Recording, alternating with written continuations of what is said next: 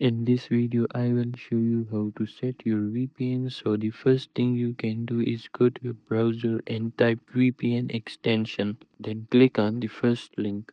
Once you are on the website, come over here and click on Add to Chrome and it will be added to extensions. Sometimes VPN extension may not function properly due to compatibility issues, browser restrictions or connectivity problems. In such cases, it becomes necessary to download and install the full VPN application directly onto your PC or laptop. This ensures better performance, access to advanced features, and more stable and secure connection compared to browser-based extension. Go to your search bar and type Turbo VPN download. Click on the first link and it will take you to this website. Now here what you need to do is click on download VPN.